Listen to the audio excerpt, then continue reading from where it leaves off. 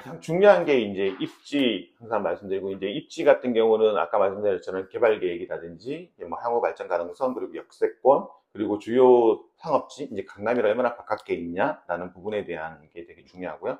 그 다음에 이제 수익성 분석을 내가 해서 그 입지가 만족되고 난 뒤에 이제 그 수익성이 내가 충분히 보유하고 유지하는데 수익이 날 수 있는 정도의 만족도가 있다라는 부분에 대한 게 이제 확정이 되면 이제 매수를 결정을 하게 되거든요. 그러면 가장 중요한 게 이제 가설계를 해야 돼요.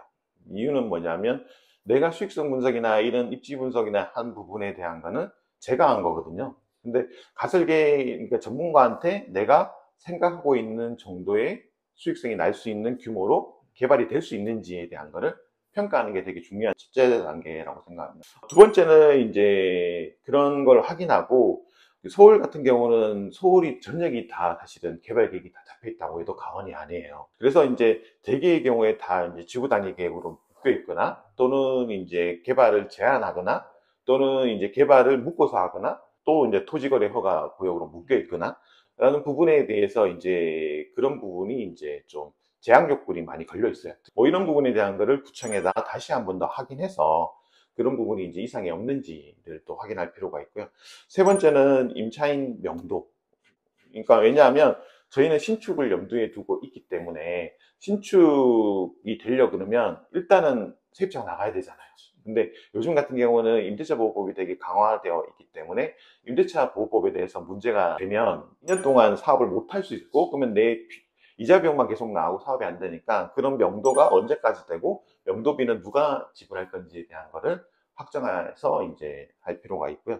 그리고 이제 잔금전 멸실 가능 여부나 용도 변경 여부 같은 경우도 이제 체크해서 확인하는 게 좋은 게, 요즘 같은 경우는 주택수를 추가하는 부분에 대해서는 좀 그 리스크가 있는 게, 아무래도 이제 취득세 중과가 있지 않습니까? 뭐 서울 강남 한거 같은 경우는 한 주택만 더 하더라도 8%, 3주택 이상이면 12%, 뭐 그 이외의 지역은 이제 뭐 하나 주택 정도 여유가 있지만, 그런 부분에서 취득세 중과되는 부분에서 사업비가 급격히 늘어나는 부분이 있는데, 이거를 잔금 전에 용도 변경하거나 잔금 전 멸실을 하게 되면 그냥 4.6%로 해서 중과를 안 받고 하니까, 그런 부분에서 이제 협의가 될 수 있으면 그렇게 하는 부분이 되게 좋다. 그리고 다섯 번째는 매도자하고 협의할 때 중요한 게 토지 사용 승낙서라는 게, 토지 사용 승낙서라는 게 사실은 이제 내가 매매 계약을 체결을 했다 손 치더라도 명의를 나한테 넘어오는 거는 잔금 때거든요.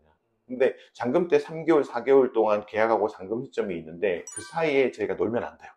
왜냐하면 그 사이에 설계도 하고 건축 허가도 받고 철거에 대한 사전 준비도 하고 멸실도 하고 이런 활동을 해야지만 그 뒤에 내가 잔금을 치르고 난 뒤에 비용 발생 없이 누수 없이 바로 신축을 할 수 있거든요. 그게 관건인데, 그거를 할 수 있게 만드는 게 토지사용 승낙서거든요. 그러니까 토지사용 승낙서라는 게 매도자가 매수자한테 건축 행위를 하는 부분에 대해서 토지를 사용해도 좋겠다라는 부분에 대한 승낙서를 주는 거고, 그 과정에서 가장 중요한 게 이제 그냥 승낙서를 받으면 안 되고 꼭 인감 도장을 받아야 되고 인감증명서가 첨부가 돼야 돼요.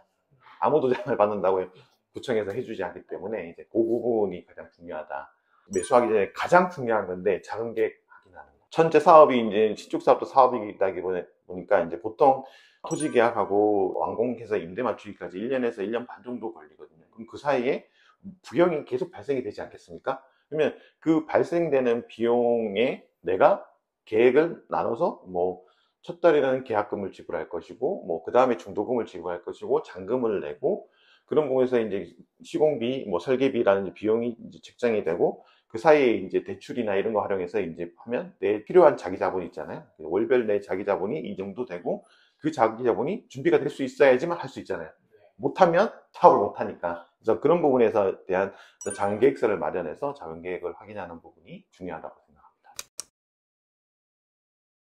예, 건축사 설계 시 체크사항 가장 중요한 게 뭐냐면, 그러니까 사실은 설계대로 사실 시공하는 거거든요. 그러니까 설계가 되게 중요해요. 그래서 건축사 체크할 때 가장 중요한 거는 내가 신축한 건물을 얼마나 많이 설계를 해봤는지에 대한 경험이 되게 중요해요.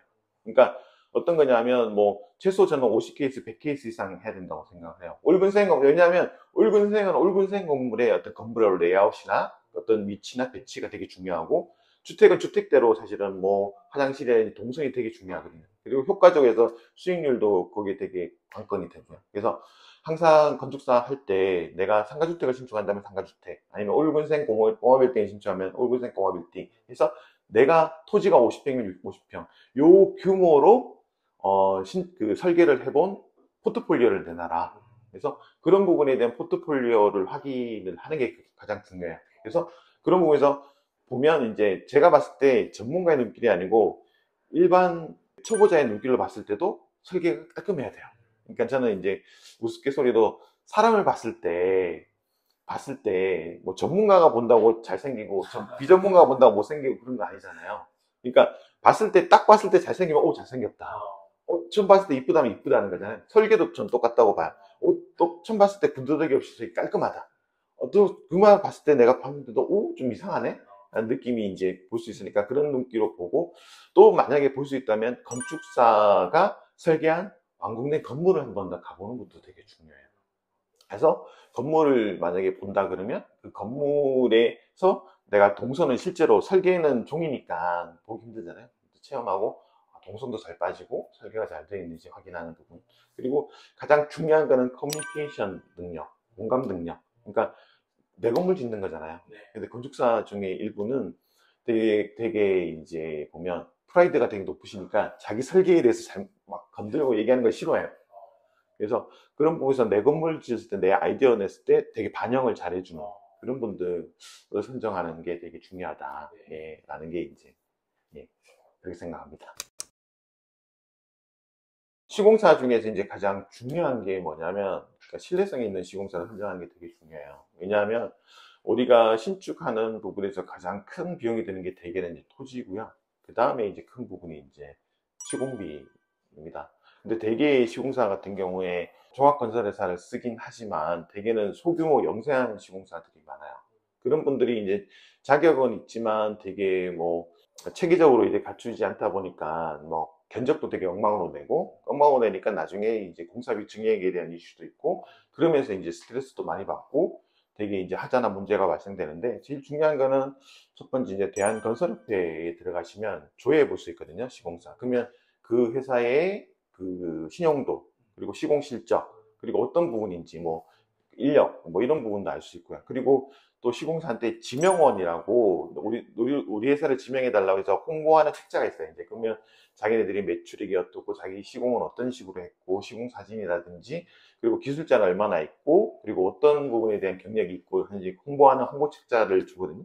그런 부분에서 지명원 확인하고, 그 다음에 이제 중요한 게 이제 시공 현장을 한번 투어해서 시공 현장이 제대로 잘 되어 있는지, 그리고 정말 만약에 가능하다면 건축주를 한번 만나보면 건축주한테 시공 과정에서 공기는 제대로 지켜졌는지, 그리고 이제 시공에 대한 품질은 어땠는지, 그리고 나중에 이제 뒤에 했을 때 하자보수에 대한 부분도 문제가 없었는지, 그리고 과정 중에 이제 공사비, 불합리하게 공사비 증액이라든지 이런 게 있었는지 이런 거 보면 아무래도 그걸 겪어보신 분들이 이상이 없으면 아무래도 우리한테 이상이 없을 확률이 되게 높으니까 그런 부분을 좀 확인해 보시면 좋겠다라고 생각하고요. 가장 또 중요한 거는 견적 받을 때 이제 시공사한테 항상 원가 계산서를 꼭 받으라고 말씀드리거든요.